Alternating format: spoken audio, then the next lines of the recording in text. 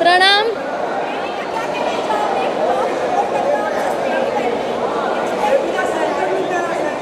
हाँ मैं यही कहना चाहूँगी कि अगर मुझ जैसी अंडरडॉग एक अनजान सा चेहरा इतने आगे आ सकती है तो हिंदुस्तान के हर एक व्यक्ति में ये काबिलियत है कि वो ज़िंदगी में बहुत आगे जा सकते हैं।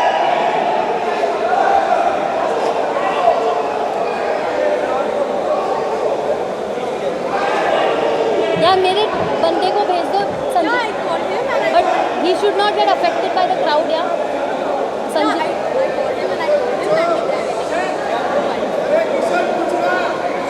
मेरे को टिश्यू दे दो ना।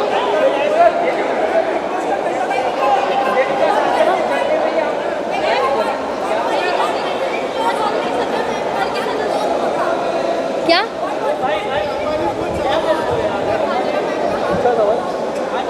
पूजा मैम का हाथ?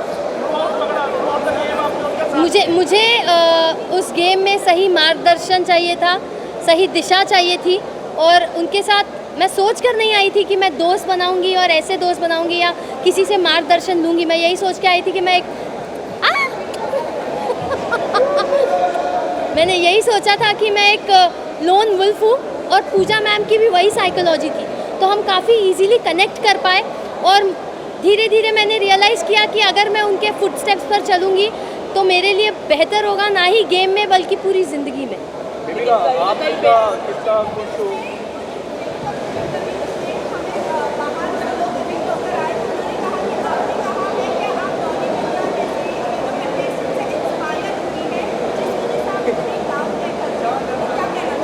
जी नहीं, मैंने ऐसा कोई स्टेटमेंट नहीं दिया था, बल्कि दूसरे कंटेस्टेंट्स ने मुझे शेम करने के लिए, मुझे इंसल्ट करने के लिए ये स्टेटमेंट्स दिए थे। तो डॉली बिंद्रा ऑफ कोर्स बहुत ही आउटस्टैंडिंग पर्सनालिटी रही है बिग बॉस की हिस्ट्री में। उनके सीज़न का विनर कौन था शायद मुझे याद नहीं, बट डॉली बिंद्रा ज़रूर याद है। तो मैं ये नहीं कहूँगी कि मैंने ऐसी कोई स्टेटमेंट पास की थी या मेरे माइंड में था, बट हाँ, दूसरे कंटेस्टेंट्स ने मुझे शेम करने के इंटेंशन से छेड़ना शुरू कर दिया था और नाम लेना शुरू कर दिया था। But I have immense respect for the seniors of the show और जो भी एक्स कंटेस्टेंट्स रहे, तो मैंने ऐसी कोई स्टेटमेंट पास नहीं की। जर्नी को काफ़ी क्लोजली आपने देखा है, क्या आपको लगता है वो एज अ विनर, अगर एल्विश नहीं आते, कभी भी वाइल्ड कार्ड नहीं होते, तो वो as a winner perfect candidate थे? आपको लगता है ये? वेल अगर आप मुझसे पूछे ऑन अ पर्सनल नोट, तो मैंने उसमें एक विनर और लीडर का पोटेंशियल या फिर वो पर्सनालिटी नहीं देखी थी।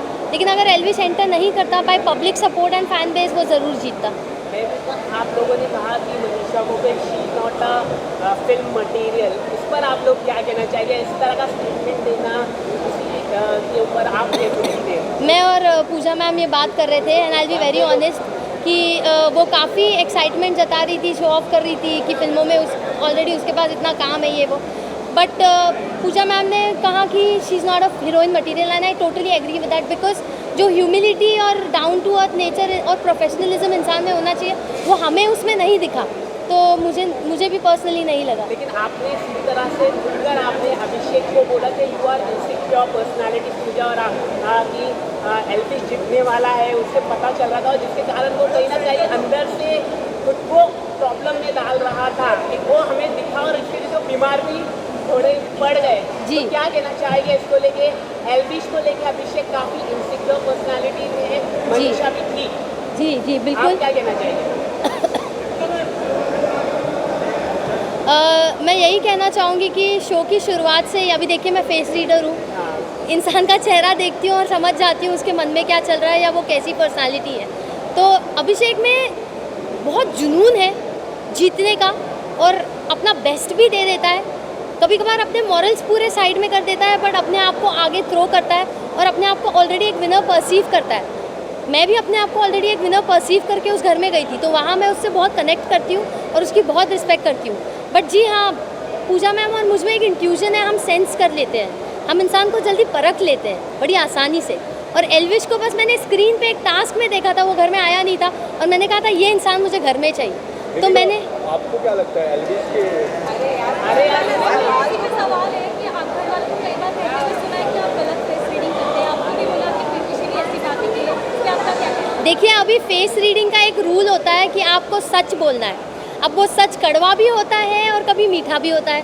तो जिसको अपने बारे में बोली गई चीज़ या बात पसंद नहीं आती, वो उसे अक्सर गलत समझते हैं और ईगो में आके और अपनी सेल्फ रिस्पेक्ट पे आ जाती है तो हाइपर हो जाते हैं, और अभिषेक का उसमें रिएक्शन सबसे ज़्यादा दिखा है। तो मुझे नहीं लगता है कि मैं गलत फेस रीडिंग करती हूँ। हाँ, एस्टिमेशन मेरे थोड़े इधर उधर हो सकते हैं, वो भी बहुत छोटे मात्रा में, बट गलत तो नहीं कह सकती, क्योंकि इवेंचुअली वक्त के साथ ही आपको पता चलेगा। एल्विश में मैंने हमेशा पोटेंशियल देखा था और मैं हमेशा सोचती थी एल्विश जीतेगा कंपेयर टू अभिषेक, तो वो हुआ है।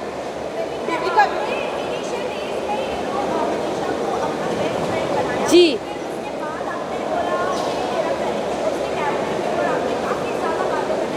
जी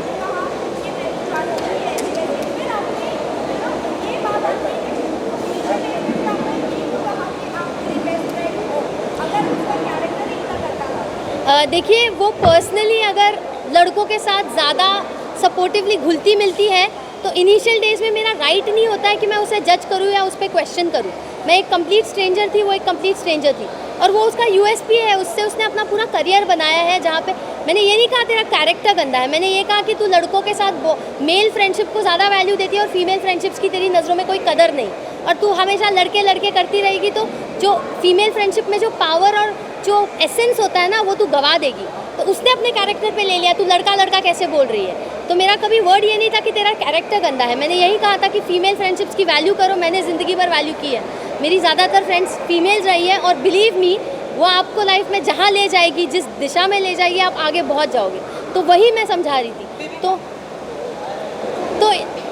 तो इनिशियली जब मैं उससे मिली थी मुझे एक नेक दिल अच्छी लड़की दिखी थी उसमें, बट इवेंचुअली जब उसने मौका परस्त होकर अपनी दोस्ती बदलना शुरू किया और मुझे लिटरली डिस्कार्ड करना शुरू किया, तब मुझे रियलाइज़ हुआ कि उसने अपना गेम शुरू कर दिया है। और पहले ही हफ्ते में उसके मुंह पे मैंने किचन में बोला था, गेम शुरू हो गया क्या तेरा, उस पर वो बहुत चिढ़ गई थी।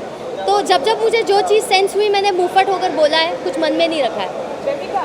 मनीषा ने आपको अभिषेक के बारे में कहा था कि अगर तुम लोग ऐसा कुछ हो तो जिस पर आपने जब मैम से डिस्कस करते हुए कहा कि तेरे होते हुए वो इतनी इनसिक्योर हो जाती है कि बाहर जाने के बाद भी वो इनसिक्योरिटी कायम रहेगी। डज दैट मीन कि आप रियल में अभिषेक के लिए फील करती हैं और आगे आप क्या आगे जाके आप देख करेंगे अभिषेक के शादी क्या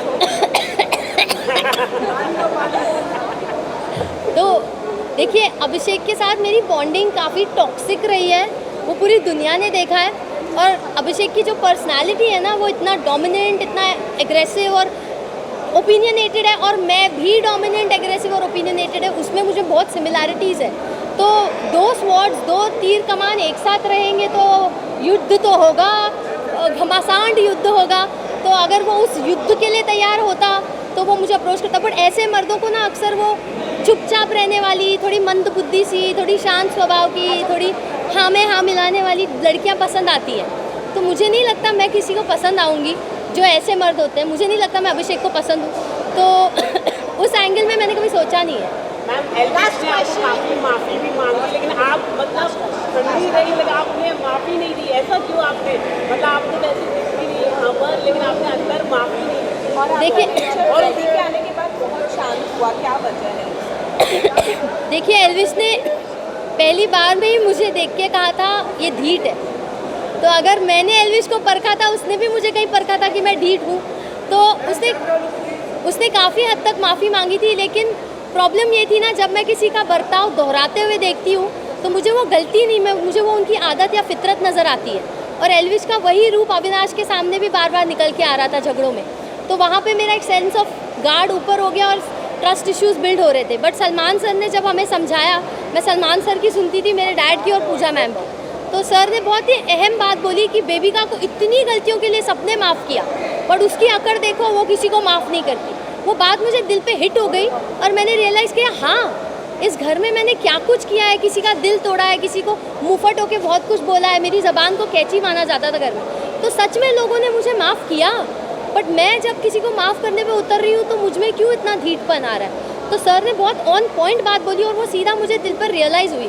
तो तब जाके मैंने सोचा कि नहीं यार, अब मुझे इतना मीन और इतना ढीठ नहीं बनना चाहिए। और आपने सलमान सर के साथ हर हफ्ते आप रहे, हाँ। तो सलमान सर के फेस रीडिंग करके उनकी शादी कब होगी ये बता दीजिए आप।